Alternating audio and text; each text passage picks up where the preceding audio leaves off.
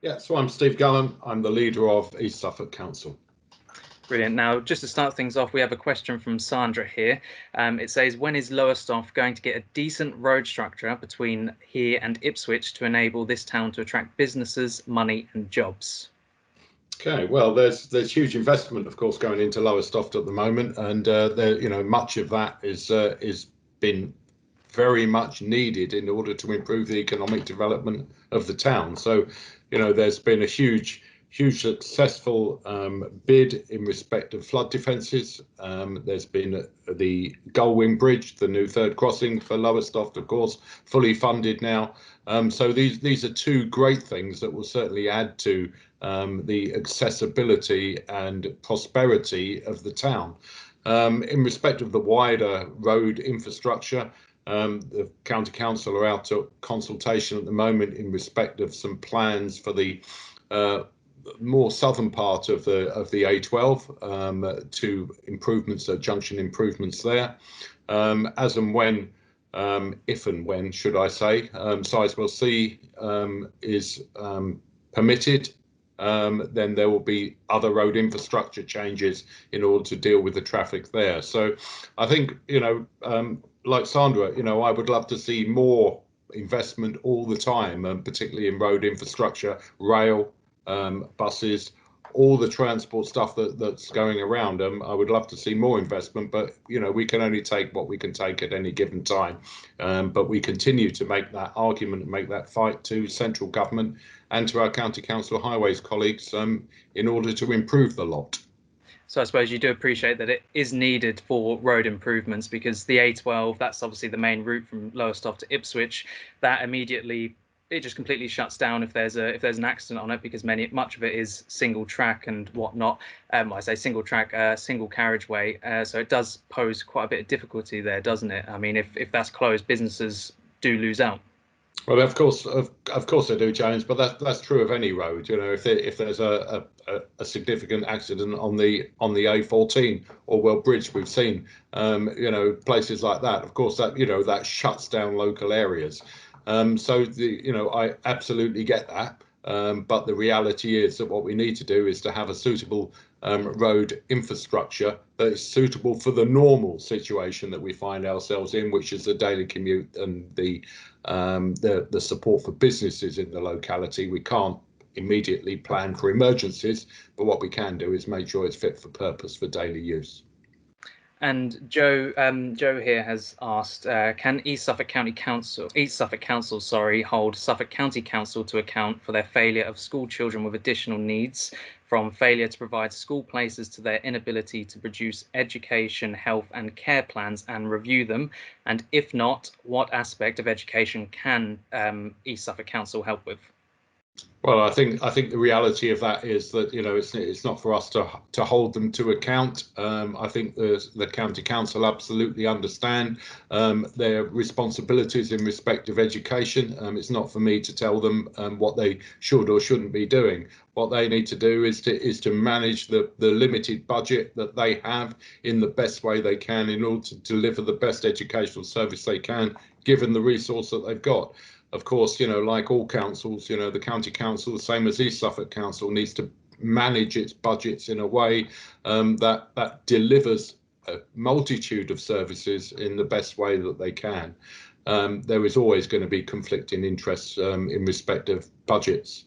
I think that what can East Suffolk do? East Suffolk, through its community partnership network, is able to deal with some of the wider determinants of health and wider determinants of education. So it's not just about what happens in the classroom, it's what happens in the community, what the volunteer groups can do, what self-help facilities we can give to local people and support them in the education of the younger generation. And that, of course, it's huge for all of us. These are the generation that will be supporting me in my years to come, as this is our future that we need to be investing in. So we're 100% committed to doing that. And as you mentioned in response to Sandra's question at first, you mentioned that if Sizewell C is obviously approved. Now, what's your stance on it? Because as you can appreciate, there's a lot of concern for local residents. Obviously, stop Sizewell C, the impact it will have on obviously roads there with the huge amounts of traffic it will bring. But how do you feel about that? Are you in favour of the of Sizewell C? Because obviously, as you say, it will obviously bring improvements to the road structure around the area, but of course there is that issue for more local residents that just don't want it there. Well, of course, there's some that don't and some that do, and that's the reality of it. Though, you know, with any major infrastructure project, there's those that are in favour and those that are against. You know, there is without a shadow of a doubt, if it is permitted, it will bring an economic benefit in respect of jobs and finances into the local area. But it will have a negative impact on some people's lives in respect of traffic and infrastructure that goes with that. So the role of East Suffolk Council is to make sure that we get the best deal we can for the residents of East Suffolk should Sizewell C be permitted. And you know, we are not the decision makers in that. You know, it's for the planning inspectorate to decide. It's for the Secretary of State to decide whether Sizewell C is permitted. So I very much see my job and the job of East Suffolk Council to go, yeah, well, if you do, what about this? And if you do, what about that? I see that as a role of East Suffolk, not to come out in favour or against any particular phase of it. And recently in the budget announced by Rishi Sunak, of course, Felixstowe was granted Freeport status, which of course also includes Harwich as part of Freeport East. That must be obviously good news for East Suffolk. Are you hoping that's going to bring a lot of investment in, specifically at a time where we need to bounce back from this pandemic? Yeah, absolutely. I think, you know, Port of Felixstowe, premier port of the UK. You know, 40% of all goods imported into the UK come through the Port of Felixstowe. They do a fantastic job in maintaining the local economy, also the regional economy, and of course plays into the national picture as well. So anything that is going to ensure that Felixstowe remains the premier port for the UK is very, very worthwhile. You know, there's a whole debate to be had about what the benefits of free ports are going to be versus, you know, what's going to be the impact on other areas of the UK. What's important to me as a leader of East Suffolk Council is that I recognise that there is an opportunity here, and by working in partnership with other colleagues, all tiers of local authority, with commercial enterprises, we want to make sure we get as much benefit as we can out of that free port status. And as you mentioned before, of course, in terms of the A14, obviously, as soon as the Orwell Bridge is shut, it's absolute mayhem. So that obviously affects Felixstowe greatly. It's the main route to Felixstowe. Of course, Highways is working to basically reduce closures because of wind. But what are you hoping will sort of come of the future for obviously the road progress? Well, what I'm hoping for is that we actually get some positive action as opposed to words. You know, we've been fighting long and hard over many years to get Highways England to actually recognise that there's much that can be done to mitigate the wind issues, which causes the bridge to be shut on numerous occasions. I think, you know, in respect of accidents, we touched on that earlier. You know, if an accident happens, an accident happens. With, you know, if that happens on the M25, you know, it shuts down the M25. I absolutely get that, but it is, you know, we know that the Orwell Bridge is where it is. We know what the wind comes across that bridge and causes issues. So there is lots that can be done in respect of potentially lowering traffic speeds, key times, looking at wind mitigation, barriers, etc., that can help to keep the bridge open. So we continue to pressurise Highways England to make sure that they do all they can as soon as they can in order to keep that bridge open. Now, of course, the pandemic has had a huge impact on retail across the country. There are shops closed along many high streets. What can East Suffolk do to actually help these closed shops? What can we see actually them filled with? Okay, I think you know, in respect of retail and the high streets, I think what the pandemic has done, it has escalated the change that we're seeing in our high streets. You know, many people would have already moved to online shopping prior to the pandemic. and I think the pandemic has escalated the demise of some of our well-known names on the high street, and that's a shame. But the reality is that there are some things that you can't get online. You can't get a haircut online. You can't get your nails done online. You can't go out for a meal online. So it's about changing the high street into something that is fit for the century going forwards. Those times have changed. I remember my grandmother saying many years ago that when the first supermarket opened, it was the death of the local high street. The butchers and the bakers. I won't say the candlestick makers, but all those small independent shops that were being supported. When the first supermarkets opened, that was the end of them. But it's a change to the high street, and it's a change to the way that people live, and we need to adapt and change along with society is moved in a completely different direction, and we need to support that going forwards. And one thing that the pandemic has certainly proved across the country is that there is something that can be done to get rough sleepers off the streets into accommodation. What are the long-term sort of plans to make sure that there aren't people coming back to the streets? Well, you're absolutely right, James. And there's been some positive things that have come out of this pandemic in respect of the way that local authorities and society as a whole has been acting. And one of the positive legacies that will come out of it is the significant reduction in the number of rough sleepers. We've got them off the streets from day one. What we need to do, of course, is to make sure that we keep them off the streets, and we keep, that we deliver sustainable move-on accommodation that is both sustainable in the long term, but also provides for the very specific needs of some of that population.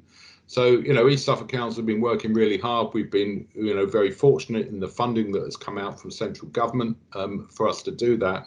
And we are absolutely confident that, we are working with everybody that wants to work with us. There's always going to be a couple that don't, but everyone that wants to work with us to make sure that nobody needs to go back to the streets when this pandemic is over. And a lot of people throughout have, of course, lost their jobs. Some have been on furlough, but some haven't been fortunate enough to be kept on. What sort of things is East Suffolk Council planning? What would you like to see to actually increase employment to get people back on their feet once we can? I think we're very fortunate in East Suffolk. We live in a fantastic, beautiful part of the country.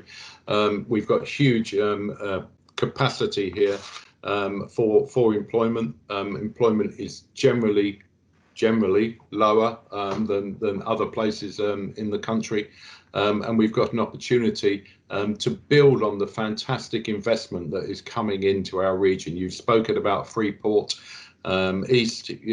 We've touched on the huge investment that's going on in Lowestoft, ABP Ports in Lowestoft, huge potential investment opportunities there. Sizewell, huge investment opportunities there. SPR, Scottish Power Renewables, and the offshore wind industry, huge employment opportunities there as well. So all these things are coming together. I'm confident that East Suffolk and Suffolk as a whole can bounce back very well in respect of employment. But we need to keep working hard at that to make sure that investment continues to come. And this week I spoke to a young carer from the region who spoke about the impact the pandemic's had on him. He's 18, he looks after his mum and nan, as well as balancing college work with that. He's calling on the government for more financial, educational and employment support for the future, which remains kind of uncertain for him because he's not sure whether he'll be able to go to university due to his responsibilities. Now, is there anything that the local council can do to help with those sorts of people in his situation?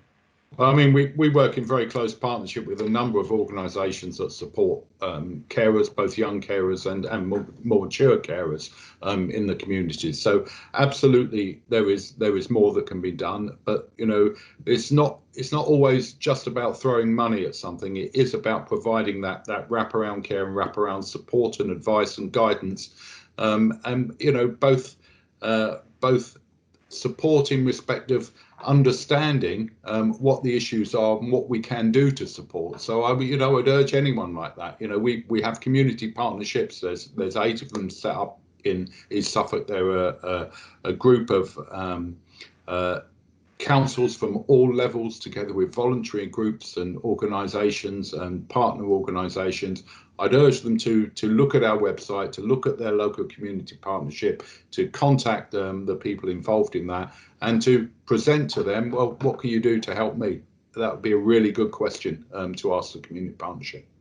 And maybe this will be one for them as well. But we've heard a lot about the impact on people's mental health throughout the pandemic, due to feelings of isolation, loss of jobs, just not being able to go out as we usually would, of course. Is there anything planned for the council in the long term to support people who have suffered with mental health? Yeah, I think you touched on two things there. You touch on that loneliness and isolation, and the mental health issues as well. And they are distinct but are linked, and there is some reality around that. I think the first thing is that we recognise that issue, and we recognise the difficulty and the fact that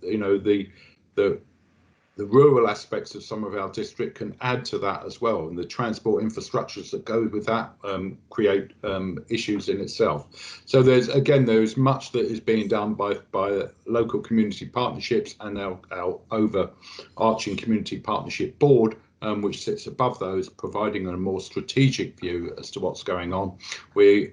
Two of our key priorities around loneliness and isolation and rural transport are really key to getting this done. We know that prior to the pandemic, a lot of people were going out. They were meeting at clubs and societies, and getting together with like-minded people within their local communities. And of course, that stopped. And we've got to make sure that we support those small groups to start up again, whether that be adaptations to the premises they're using, build confidence in them and how they can manage stuff in a more COVID secure way going forward. All this has to be done, and the help is absolutely there. So please, I would urge people to look at our website, to look at what's on offer. There's a number of schemes and funding streams that are available in order to support people doing that. But we please do get in touch. Yeah. And just finally, we've got the roadmap in play at the moment. We're obviously, of course, all of us are hoping that it's going to go to plan and we'll eventually see more restrictions eased up until June. What message would you like to give to the community with those plans ahead? I think the really key message that I would want to give is to remember that the roadmap is data-led, not date-led. So, although we have these dates that are put out there, they are very much dependent on us reaching certain milestones at those various parts. And we need to make sure that we're doing all we can to ensure that we can get to that. So it's really about sticking with it now. Stick with it. It's as frustrating for me as I'm sure it is for everybody else. But the reality is we've got to stick to the rules and regulations that are in place at the moment, so we can be sure that we can unlock at those various stages going forward. So don't focus on the date, let's focus on the data and make sure that we get there safely. Well, brilliant. Well, thanks a lot for speaking to me today, Steve.